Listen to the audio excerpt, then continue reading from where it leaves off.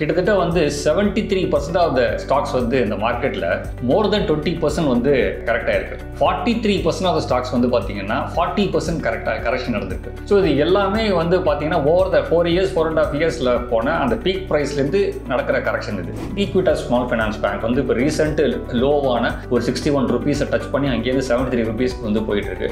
So இது lower லெவலில் வந்து இதையும் நம்ம கன்சிடர் பண்ணலாம். ஸோ இப்போ வந்து பியூர் ஈக்விட்டி எக்ஸ்போஷர் இப்போ நீங்கள் 100 ரூபாய் இருக்குது, 100 ரூபாயும் வந்து ஸ்டாக் மார்க்கெட்டில் வந்து பீக்கில் இன்வெஸ்ட் பண்ணுறீங்க அப்படின்னா அது மாதிரி பண்ணக்கூடாது. அப்போ ஹெட்ஜிங்க்கு நான் சொல்லுவேன், ஹெட்ஜிங்க்கு வந்து ஒரு கோல்டோ ஒரு சில்வரோ இல்லை வந்து ஓவர்சீஸ் இன்வெஸ்ட்மெண்ட்டோ ஒரு பாண்ட் இன்வெஸ்ட்மெண்ட்டோ நீங்கள் ஹெட்ஜிங்க்கு வச்சிருந்தீங்கன்னா வந்து இப்போ இந்த மாதிரி மார்க்கெட் கரெக்ஷனில் வந்து நம்ம ஹெட்ஜிங்லேருந்து ஸ்விட்ச் பண்ணி திருப்பி ஈக்விட்டி கொண்டு வரலாம். இப்போ வாடெக் வாபேக்னுங்கிற ஸ்டாக் வந்து பார்த்தீங்கன்னா கிட்டத்தட்ட 400 ரூபாயிலேருந்து 1600 ரூபாய் வரைக்கும் மூவ் ஆன ஸ்டாக்ஸு. ஸோ அதெல்லாம் வந்து நல்லா கீழே இறங்குச்சுன்னா ஒரு லாங் டேர்முக்கு வந்து கட்டுமானத்தின் வலிமை, கட்டிடங்களின் பாதுகாப்பு. ஸ்ரீ துர்கா டிஎம்டி கம்பிகள். நியூஸ் கஃபே நேயர்களுக்கு வணக்கம். பங்கு சந்தையோட தற்போதைய நிலவரம் என்ன, இந்த நேரத்தில் என்ன மாதிரி செக்டார், என்ன மாதிரியான ஸ்டாக்ஸை கன்சிடர் பண்ணலாம் அப்படின்னு கேட்டு தெரிஞ்சுக்கிறதுக்காக ஃபினான்சியல் அட்வைசர் மிஸ்டர் முரளிதர் அவர்களை நிகழ்ச்சிக்கு இன்வைட் பண்ணியிருக்கோம். சார் வணக்கம். வணக்கம் வெங்கட், எப்படி இருக்கீங்க? நல்லா இருக்கு சார். மார்க்கெட்டு தான் கொஞ்சம் என்னை விட டல்லாக இருக்குது.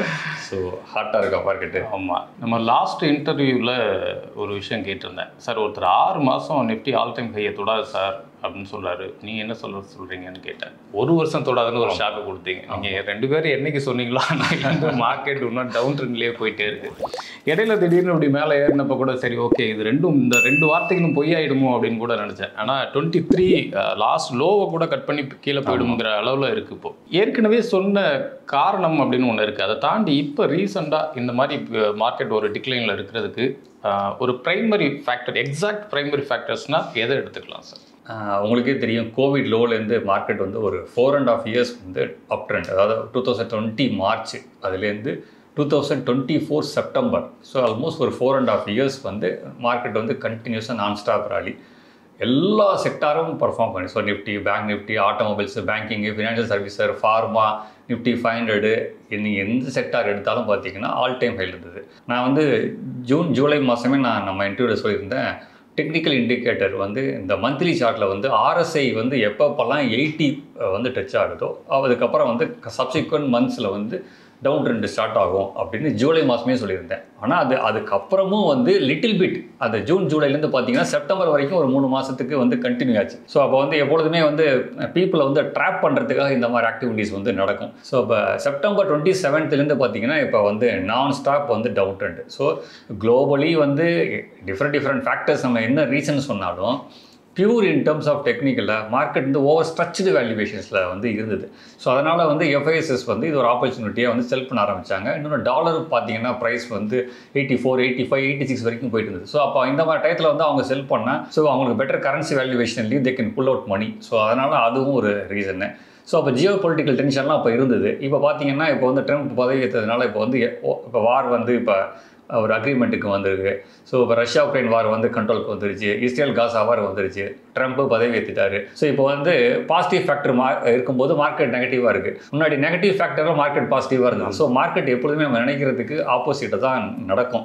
ஸோ இது வந்து 4.5 வருஷம் தொடர்ந்து ஏறிச்சு. இப்போ இறங்க வேண்டியது ஒரு காலத்தின் கட்டாயம். அதனால தான் நான் சொன்னேன் ஒரு 12லேருந்து 16 மாதம்னு சொன்னேன்.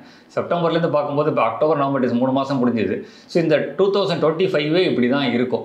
ஸோ ஏற்ற இறக்கம் கன்சாலிடேட் ஆகும். இந்த வருஷம் கடைசியில் தான் மார்க்கெட் வந்து திருப்பி பழைய உச்சமான அந்த ஆல் டைம் ஹையை தொடர்றதுக்கு வாய்ப்புகள் இருக்குது. இப்போதைக்கு ஒன்றும் கிடையாது. இந்த ஏற்ற இறக்கம் அப்படிங்கிறது 25 எண்டு வரைக்கும் ஏற்ற இறக்கமாக இருக்குமா இல்லை இறக்கத்துலேயே இருக்குமா? 23 கீழே இறங்குறதுக்கு வாய்ப்புகள் இப்போ வந்து இப்போ 23,000 இப்போ ரேட் ஆகிட்டு இருக்கு நிஃப்டி. இன்னொரு 100-200 பாயிண்ட்ஸில் வந்து ஒரு ஷார்ட் டேர்ம் பேஸ் வந்து இங்கே ஃபார்ம் ஆகிடும்.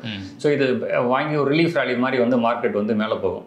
பாசிட்டிவ் ட்ரெண்டுக்கு சேஞ்ச் ஆகணும் அப்படின்னா 23,700 தாண்டினா மட்டும்தான், அதாவது க்ளோசிங் லெவல் வந்து 23,700க்கு மேலே க்ளோஸ் ஆனால் மட்டும்தான் மார்க்கெட் வந்து அடுத்து ஸ்லோவாக இருக்கும். எப்படி பார்த்தாலும் பார்த்தீங்கன்னா up trend down trend, up and down, that is called வந்து சைட்வேஸ் மூவ்மெண்ட். நான் முன்னாடி இன்டர்வியூ நான் சொல்லிப்பேன், நான் மார்க்கெட்டில் வந்து ஃபஸ்ட்டு ப்ரைஸ் கரெக்ஷன் நடக்கும், அதுக்கப்புறம் டைம் கரெக்ஷன் நடக்கும். ப்ரைஸ் கரெக்ஷன் என்னென்னா ஒரு எக்ஸாம்பிள் சொல்கிறேன். இப்போ கல்யாண் ஜுவல்லர்ஸ் பல வருஷமாக ரேட் ஏறிச்சு. ஆனால் கல்யாண் ஜுவல்லர்ஸ் ப்ரைஸ் பார்த்தீங்கன்னா இந்த லாஸ்ட் ஒரு 1 வீக்கில் வந்து கிட்டத்தட்ட மோர் தென் 40% வந்து வாஷ் அவுட்டு. ஸோ இது மாதிரி நிறைய ஸ்டாக்ஸ் வந்து சொல்லலாம்.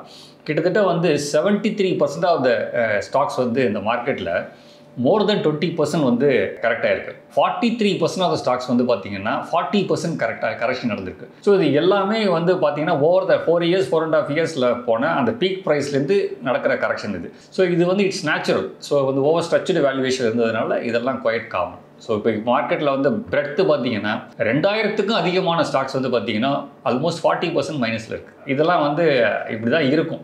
ஓகே, இது இன்வெஸ்டர்ஸ் இது வந்து ஒரு டெம்பரவரி கரெக்ஷன்ஸ் அப்படின்னு எடுத்துக்கலாமா, இல்லை ஒரு மோஸ்ட் பியர் மார்க்கெட் அப்படின்னு எடுத்துக்கலாமா, எப்படி எடுத்துக்கலாம்? இல்லை, நம்ம வந்து இன்னும் பியர் மார்க்கெட்டுக்குள்ளே இன்னும் போக ஆரம்பிக்கல. ஸோ பியர் மார்க்கெட்லாம் போகிறதுக்கு வந்து ரொம்ப டைம் ஆகும். இப்போதைக்கு இந்த ஷார்ட் டேர்ம் பேஸ் வந்து இப்போ நான் ஃபார்ம் ஆகிட்டு இருக்குன்னு நான் சொன்னேன். ஸோ இப்போ இங்கேருந்து வந்து இந்த இயர் ஃபுல்லாகவே வந்து பார்த்தீங்கன்னா ப்ரைஸ் கரெக்ஷன் முடிஞ்சு போச்சு. அடுத்து டைம் கரெக்ஷன் ஸ்லோவாக வந்து பார்த்தீங்கன்னா மார்க்கெட் வந்து கன்சாலிடேட் ஆகி போயிட்டு இருக்கும்.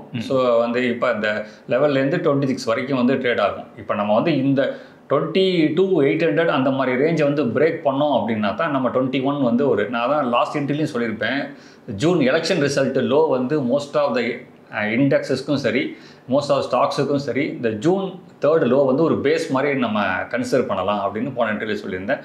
ஸோ நமக்கு அப்படி நடந்ததுன்னு சொன்னால் நிஃப்டி வந்து 21,000 அந்த ரேஞ்சு வந்து June 3rd election result low, அதுதான் வந்து இப்போதைக்கு ஒஸ்ட் சினாரியாவுக்கான லெவலாக நாங்கள் பார்க்குறோம். மற்றபடி இன்னும் நம்ம வேர் மார்க்கெட்டுக்குள்ளே நம்ம இன்னும் போகலை. ஏன்னா லார்ஜ் கேப்ஸ் வந்து பார்த்திங்கன்னா அட்ராக்டிவ் வேல்யூவேஷன்ஸ் இருக்குது. மிட் அண்ட் ஸ்மால் கேப் மட்டும் தான் ஓவர் வேல்யூவேஷன் இருக்குனால அதில் வந்து கரெக்ஷன் போயிட்டுருக்கு. So most of the mid and small cap category பார்த்தீங்கன்னா நிஃப்டி 500ஸில் இருக்கும். நிஃப்டி 500ல் வந்து பார்த்தீங்கன்னா நான் ஏற்கனவே சொன்ன மாதிரி தான் அலார்மிங் சுச்சுவேஷனில் ஜூலையில் இருந்தது. அதுக்கப்புறம் மேலே போய் திருப்பி இப்போ கரெக்ஷன் நடந்துகிட்ருக்கு. கரெக்ஷன் ஃபேஸ்குள்ளே நம்ம ஏதாவது போயிட்டுருக்கோம். பியர் மார்க்கெட் ஃபேஸ்குள்ளே இன்னும் நம்ம போகலை. நிறைய லார்ஜ் கேப் ஸ்டாக்ஸ் வந்து பார்த்திங்கன்னா ரொம்ப அட்ராக்டிவ் வேல்யூவேஷன்ஸில் இருக்குது. மிட் அண்ட் ஸ்மால் கேப் மட்டும்தான் நமக்கு வந்து இன்னும் ரொம்ப அட்ராக்டிவ் வேல்யூவேஷன்ஸ்க்கு இன்னும் நிறையா போக வேண்டிய தூரம் இருக்குது. அதனால் லார்ஜ் கேப் அட்ராக்டிவ் வேல்யூ இருக்கிறதுனால எஃப்ஐஎஸ் திருப்பி பை பண்ண ஆரம்பிச்சாங்கன்னா லார்ஜ் கேப் தான் ஆரம்பிப்பாங்க. ஸோ அப்படி இருக்கும்போது பார்த்திங்கன்னா இண்டெக்ஸ் வந்து ரெக்கர் ஆகும். ப்ராடர் மார்க்கெட் வந்து சுமாராக தான் பர்ஃபார்ம் பண்ணும். ப்ராடர் மார்க்கெட் நான் சொல்கிறது வந்து mid and small cap category. So large கேப்க்கு ஸ்கோப் இருக்கிறனால இண்டெக்ஸ் வந்து ரெக்கவரி ஆகும். ஸோ ஷார்ட் டேர்ம் பேஸ் வந்து இப்போ இருக்கிற இந்த ட்ரேடில் 23,000ல் வந்து +or- 100-200 பாயிண்ட்ஸு. ஸோ ஒரு மீடியம் டேர்ம் பேஸ் அப்படிங்கிறது 21,000, லாங் டேர்ம் பேஸ் அப்படிங்கிறது 19,000. ஸோ 19,000 நம்ம கட் பண்ணால் மட்டும்தான் பியர் மார்க்கெட்டுக்குள்ளே போகிறோம். அது வரைக்கும் பார்த்தீங்கன்னா கரெக்ஷன் மட்டும்தான். ஸோ அதனால் வந்து ஷார்ட் டேர்ம் இப்போது இந்த பேஸ் ஃபார்ம் ஆகி திருப்பி ஒரு அப் ட்ரெண்ட் ரிலீஃப் ராலி வரலாம். ஒரு ஃபியூ மந்த்ஸுக்கு இருக்கலாம். அது எகைன் வந்து செப்டம்பரில் கூட நம்ம திருப்பி ஒரு கரெக்ஷன் எதிர்பார்க்கலாம். அப்படி போச்சுன்னா திருப்பி 21க்கு வரலாம். ஸோ இது மாதிரி இருக்கும். ஸோ இந்த இயர் வந்து ஹை வாலட்டைலாக இருக்கும். ஃபாஸ்ட்டாக ரிலீஃபும் நடக்கும், ஃபாஸ்ட்டாக இதுவும் நடக்கும். இந்த மாதிரி ஒரு டவுன் ட்ரெண்டில் இன்வெஸ்டர்ஸ் என்ன மாதிரியான ஸ்ட்ராட்டஜிஸ் யூஸ் பண்ணணும், எதை கன்சிடர் பண்ணலாம்? ஏன்னா இன்வெஸ்டர்ஸ்க்கு ஒரு மாதிரி ஸ்ட்ராட்டஜி யூஸ் பண்ணணும், ட்ரேடர்ஸ்க்கு ஒரு மாதிரி யூஸ் பண்ணணும், லாங் டேர்ம் இன்வெஸ்டர்ஸ்க்குன்னு ஒரு ஸ்ட்ராட்டஜி யூஸ் பண்ணணும். இந்த டைமில் இந்த 3 பேருக்கும் என்ன மாதிரியான ஸ்ட்ராட்டஜிஸ் யூஸ் பண்ணலாம்? ரெண்டே கேட்டகரி தான், இன்வெஸ்டர், ட்ரேடர். இதில் வந்து இன்வெஸ்டரில் வந்து short term, medium term, long டேர்ம்னு எல்லாரும் சொல்லிப்பாங்க. டோட்டலாக வந்து 5% பீப்புள் தான் இன்வெஸ்டர், 95% பீப்புள் வந்து ட்ரேடர் தான். ஸோ இப்போ வந்து இந்த டயத்தில் வந்து managing money is more important than making money. நம்ம எப்படி வந்து அதை மேனேஜ் பண்ண போகிறோம், ஸோ அதில் தான் புதுசாலித்தனம். புதுசாக சம்பாதிக்க வேண்டாம், இருக்கிறத நம்ம எப்படி பாதுகாத்துக்கிறது. ஸோ அந்த மாதிரி அப்ரோச் தான் வந்து நல்லது. நான் சொன்ன மாதிரி வந்து 73% ஆஃப் ஸ்டாக்ஸ் வந்து இப்போ 40% அந்த ரேஞ்சில் -40% ரேஞ்சில் இருக்குது. இப்போ வந்து என்ன அவாய்ட் பண்ணணும் அப்படின்னு சொன்னால், லாஸ்ட்டு ஒரு 2 இயர்ஸ் பார்த்தீங்கன்னா இப்போ defence sector over performance, PSU and PSE stocks வந்து ஓவர் ரேலிடாக இருந்தது. அது மாதிரி வந்து பார்த்தீங்கன்னா ரொம்ப அட்ராக்டிவாக ஓவர் ரேலிடு ஸ்டாக்ஸ் வந்து சேஸ் பண்ணக்கூடாது. ஸோ இப்போ வந்து மார்க்கெட்டில் வந்து செக்டார் ரொட்டேஷன்ஸ் நடக்கும். போன புல் மார்க்கெட்டில் வந்து நிறைய இருந்த லீடர்ஸ் வந்து இப்போ இருக்க மாட்டாங்க. ஸோ அதனால் வந்து ஓவர் ரேலியான stock, over valued stock, over old stock. Old ஸ்டாக்குன்னா இன்ஸ்டிடியூஷன் பிளேயர்ஸ் ஹோல்டு பண்ணுது. ஸோ அதனால் over rallied and then over valued then over old, இந்த 3 விஷயங்களையும் தவிர்க்கிறது நல்லது. ஸோ இப்போ டிஃபென்ஸ் ஸ்டாக்ஸ்லாம் பார்த்தீங்கன்னா super duper returns, public sector energy stocks பார்த்தீங்கன்னா super duper returns, PSU banks பார்த்தீங்கன்னா ஓவர் வேல்யூடு. ஸோ அதெல்லாமே இப்போ கரெக்ஷன் ஆகிட்டு இருக்கு. அதனால் ரொம்ப கேர்ஃபுல்லான ஸ்டாக் ஸ்பெசிஃபிக் மூமெண்ட் மட்டும் தான் 2025 இருக்கும். பெரிய செக்டார் ரொட்டேஷனுங்கிறது நடக்காது. காரணம் எல்லா செக்டார் ரொட்டேஷனும் இந்த 4.5 இயர்ஸில் நடந்து முடிஞ்சிருச்சு. இதில் பர்ஃபார்ம் பண்ணாதே செக்டார் நான் ரொம்ப எதிர்பார்த்தது இந்த மீடியா செக்டார் தான். நானும் பல தடவை அஃபெக்டட் செக்டார்ஸ் அப்படின்னா இப்போ லாஸ்ட் இயரில் நம்ம இதை எடுத்துக்கலாம் சார். இப்போ வந்து பார்த்தீங்கன்னா அஃபெக்டட் செக்டார்ஸ் வந்து பார்த்தீங்கன்னா எல்லா செக்டாரும் அஃபெக்ட் ஆகிருக்கு. பர்டிகுலராக வந்து நம்ம இப்போ அடுத்து பேங்க் ஸ்டாக்ஸ் வந்து நம்ம வந்து இப்போ கன்சிடர் பண்ணலாம். இப்போ வந்து இண்டஸ்இண்ட் பேங்க் பார்த்தீங்கன்னா 10 வருஷத்துக்கு முன்னாடி இருந்த வேல்யூ தான் இப்போ இருக்குது. ஸோ இந்த ஆக்சிஸ் பேங்க் பார்த்தீங்கன்னா 3 to 4 இயர்ஸ் முன்னாடி இருந்த பேங்க் லெவல் தான் இருக்குது. HDFC பேங்க் லாஸ்ட் 4 இயர்ஸாக ஒன்றும் ரிட்டர்ன் இல்லை. ஸோ அதனால் வந்து பார்த்தீங்கன்னா இப்போ அடுத்த இது எல்லாமே லார்ஜ் கேப் ஸ்டாக்ஸு. ஸோ இப்போ மார்க்கெட் ரெக்கவரி ஆகும்போது இந்த மாதிரி லார்ஜ் கேப் ஸ்டாக்ஸ் ஸ்டாக்ஸை தான் வந்து இன்வெஸ்டர்ஸ் வந்து ஃபோக்கஸ் பண்ணணும். ஸோ மிட் அண்ட் ஸ்மாலை வந்து அவாய்ட் பண்ணணும். செலக்டிவ் குவாலிட்டி மிட் அண்ட் ஸ்மாலை பார்ட் பை பார்ட்டாக வந்து அக்யூமுலேட் பண்ணுறதுக்கு மட்டும்தான் இப்போ இருக்கிற ஸ்ட்ராட்டஜி வந்து யூஸ் ஆகும். ஓகே, இந்த மாதிரி டைமில் ஒரு போர்ட்ஃபோலியோ அப்படிங்கிறது எப்படி அந்த டைவர்ஃபிகேஷன்ஸ் எப்படி பண்ணணும்? அது டைவர்ஃபிகேஷனுங்கிறது இம்பார்ட்டண்டாக அப்படி பண்ணணும்னா எப்படி பண்ணணும் இந்த மாதிரி டைமில்? இப்போ 25க்கு வந்து பார்த்தீங்கன்னா பேங்க்ஸு, ஸோ அதில் வந்து ப்ரைவேட் பேங்க்ஸ் இப்போ நான் சொன்ன ஸ்டாக்ஸு, பப்ளிக் செக்டாரில் வந்து ஃபியூ ஸ்டாக்ஸ் வந்து நம்ம கன்சிடர் பண்ணலாம். ஸோ வந்து பப்ளிக் செக்டார் பேங்க்ஸில் வந்து State Bank, Canara bank, and then Union Bank, Punjab National Bank, so இது நாளையும் வந்து கன்சிடர் பண்ணலாம் பப்ளிக் செக்டார் பேங்க்ஸில். ப்ரைவேட் பேங்க்ஸில் as usual HDFC, Axis bank, ICICI bank தவிர இல்லாமல் பண்ண முடியாது. ஸோ இப்போ இப்போதைக்கு வந்து ICICI, HDFC bank, Axis bank so கொஞ்சம் அட்ராக்டிவ் லெவலில் இருக்குது. இண்டஸ்இண்ட் பேங்க் வந்து 10 வருஷமாக பெருசாக ஒன்றும் அண்டர் பர்ஃபார்மன்ஸ் இல்லை. மேபி இப்போ சூன் பாட்டம் அவுட் ஆகுதான்னு நம்ம செக் பண்ணி பார்க்கலாம். ஸோ அதனால் வந்து பேங்க்ஸு, கெமிக்கல்ஸ் கொஞ்சம் ஃபோக்கஸ் பண்ணலாம். And then pharma stocks. So இது வந்து இப்போ கன்சிடர் பண்ணுறது ஒரு டிஃபென்சிவ் பெட்டாக அப்ரோச்சாக இருக்கும். ஒரு எக்ஸ் இன்வெஸ்டர்ஸ் அப்படிங்கிறப்ப இந்த இதெல்லாம் நம்ம ஃபாலோ பண்ணிக்குவோம். நியூ இன்வெஸ்டர்ஸ் இந்த டைமில் மார்க்கெட் கிட்டத்தட்ட நீங்கள் சொல்கிற மாதிரி இன்னொரு 1 வருஷத்துக்கு அப்படி தான் இருக்க போகுது அப்படிங்கிற டயத்தில் நியூ இன்வெஸ்டர்ஸ் இந்த டைமில் வரலாமா? அப்படி வரலாம் அப்படின்னா என்னென்ன மாதிரியான ஸ்ட்ராட்டஜிஸ் நியூ இன்வெஸ்டர்ஸ் ஃபாலோ பண்ணுறோம்? நியூ இன்வெஸ்டர்ஸ் டெஃபினட்டாக இப்போ வந்து லாஸ்ட்டு ஃபியூ இயர்ஸாக வந்து நியூ இன்வெஸ்டர்ஸாக வந்தவங்க லேட் 2023-24 பீப்புளில் வந்தவங்க எல்லாமே ஸ்டாக் மார்க்கெட்டில் பணம் சம்பாதிக்கிறது ஈஸின்னு நினச்சிட்டு இருந்தாங்க. ஸோ இந்த மாதிரி இப்போ லாஸ்ட் ஒரு ஃபியூ மந்த்ஸ் காலகட்டங்களாக அவங்கள இப்போ தான் ஃபஸ்ட் டைம் பார்ப்பாங்க. ஸோ எங்களுக்குலாம் இது பழகிடுச்சு. ஸோ இந்த நியூ இன்வெஸ்டர்ஸ் வந்து பார்த்திங்கன்னா நான் ஏற்கனவே சொன்ன மாதிரி வந்து லாஸை வந்து கரெக்டாக மேனேஜ் பண்ண தெரியணும். ஸ்டாப் லாஸுங்கிறது வந்து ட்ரேடராக இருந்தால் ஸ்டாப் லாஸ் மேனேஜ் பண்ணணும். இன்வெஸ்டராக இருந்தால் குவாலிட்டி ஸ்டாக்ஸை வந்து பார்ட் பை பார்ட்டாக அக்யூமுலேட் பண்ணணும். ஸ்டாப் லாஸை மேனேஜ் பண்ணலாம் என்ன ஆகும் அப்படின்னா it will take you to mother of all லாஸஸ்ன்னு ராக்கி ஜுன்ஜுன்வாலா வந்து சொல்லியிருக்காரு. ஸோ அதை தான் நானும் போன தடவை சொன்னேன் வந்து. ஸோ அதனால் எப்படி வந்து நம்ம ரிஸ்க்கை வந்து வண்டி ஓட்டுறோம், ரிஸ்க்கை மேனேஜ் பண்ணது தான். ஆனால் ரிஸ்க்கை நம்மளால் அவாய்ட் பண்ண முடியாது. நம்ம எப்படி வந்து நம்ம எஃபெக்டிவாக வண்டி ட்ரைவ் பண்ணுறோங்க பொறுத்து. அதே மாதிரி தான் இங்கே ஸ்டாக் மார்க்கெட் இன்வெஸ்ட்மெண்ட்லையுமே ரிஸ்க் ஆச்சுன்னா அந்த ரிஸ்க்கை நீங்கள் எப்படி மேனேஜ் பண்ணுறீங்க. ஸோ இப்போ வந்து பியூர் ஈக்விட்டி எக்ஸ்போஷர், இப்போ நீங்கள் 100 ரூபாய் இருக்குது, 100 ரூபாயும் வந்து ஸ்டாக் மார்க்கெட்டில் வந்து பீக்கில் இன்வெஸ்ட் பண்ணுறீங்க அப்படின்னா அது மாதிரி பண்ணக்கூடாது. அப்போ ஹெட்ஜிங்க்கு நான் சொல்லுவேன், ஹெட்ஜிங்க்கு வந்து ஒரு கோல்டோ, ஒரு சில்வரோ, இல்லை வந்து ஓவர்சீஸ் இன்வெஸ்ட்மெண்ட்டோ, ஒரு பாண்ட் இன்வெஸ்ட்மெண்ட்டோ நீங்கள் ஹெட்ஜிங்க்கு வச்சுருந்தீங்கன்னா வந்து இப்போ இந்த மாதிரி மார்க்கெட் கரெக்ஷனில் வந்து நம்ம ஹெட்ஜிங்லேருந்து ஸ்விட்ச் பண்ணி திருப்பி ஈக்விட்டி கொண்டு வரலாம். ஸோ இந்த மாதிரி எப்பொழுதுமே அந்த அசட் அலோகேஷனுங்கிறது ரொம்ப முக்கியம். நியூ இன்வெஸ்டர்ஸ் வந்து இந்த மாதிரி டைத்தில் குவாலிட்டி லார்ஜ் கேப் ஸ்டாக்ஸை வந்து அக்யூமுலேட் பண்ணுறதுக்கு ஒரு நல்ல ஒரு ஆப்பர்ச்சுனிட்டி. மிட் அண்ட் ஸ்மாலுக்கு அவங்க நிறைய டைம் இருக்குது. ஓகே, இன்வெஸ்டர்ஸ் இந்த மாதிரி ஒரு டவுன் ட்ரெண்ட் பார்த்து பயப்படாமல் இருக்கணும் அப்படின்னா ப்ரீவியஸாக நடந்த சில டவுன்லாம் இருக்கும் இல்லையா, சில ஃபால்ஸ் எல்லாம் இருக்கும். இந்த ஃபால் இவ்வளோ பெரிய ஃபால்லாம் கிடையாதுங்க, அதோட கம்பேர் பண்ணுறப்ப இதெல்லாம் ரொம்ப கம்மி தான் அப்படிங்கிற அளவுக்கு அவங்களுக்கு ஒரு தெம்பூட்டும் விதமாக ப்ரீவியஸாக இருக்கிற ஒரு பெரிய ஃபால் அப்படின்னா என்ன நடந்திருக்கு சார்? இப்போ வந்து எஃப்ஐஎஸ்எஸ் வந்து அவங்க ஷார்ட் பொசிஷன் வந்து பார்த்திங்கன்னா இண்டெக்ஸில் இதுதான் வந்து ரொம்ப ஹையஸ்ட் லெவல் இந்த ரீசெண்ட் டயத்தில். எலெக்ஷன் டே அப்போ அந்த எஃப்ஐஎஸ்எஸ் ஷார்ட் பொசிஷன் இண்டெக்ஸில் பார்த்தீங்கன்னா 3 lakhs crore இருந்தது. பட் இப்போ வந்து பார்த்தீங்கன்னா அதே பொசிஷன் வந்து 3.3 lakh crore இருக்குது. ஸோ அந்த ரேஷியோ சார்ட் அந்த எஃப்ஐஎஸ் ஷார்ட் பொசிஷனோட ரேஷியோ சார்ட்டை வச்சு நாங்கள் பார்க்கும்போது இந்த மாதிரி லோ வந்து 2023 மார்ச்சில் ஒரு தடவை நடந்திருக்கு.